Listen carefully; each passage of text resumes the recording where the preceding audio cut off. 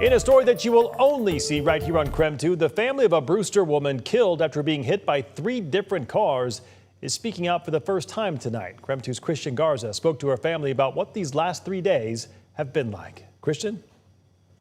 Well, the family of Annette Gorr says they haven't had a chance to process what happened over the weekend, but to sum it up, they say it's just been hard.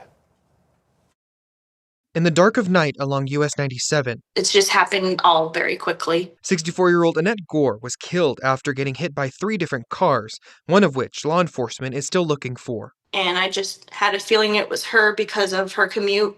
Her daughter, Amy Smith, says walking this stretch of roadway was not new for her mother since she lived right next to the highway with Smith. She says Gorr would typically walk everywhere since she didn't have a license. Which is why Smith says she dropped everything when she was told about the crash, quite literally right outside of her house, and saw firsthand what happened to her mother. We were the first ones on the scene, minus the people who were involved in the accident or the witnesses. It was difficult.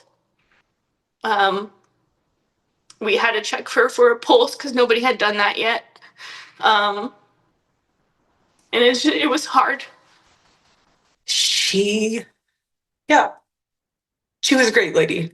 Crystal Keaton, Gorr's niece, says Gorr was a proud member of the Colville Confederated Tribe and made sure it was well known amongst the community.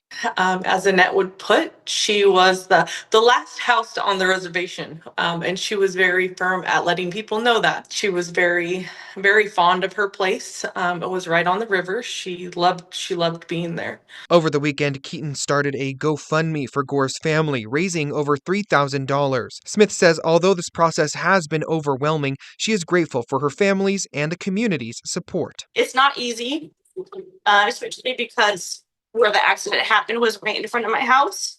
But we're getting through it together. So remembering her mother, one story and one memory at a time. And one thing that stands out with my mom is it was never goodbye. It was always see you later.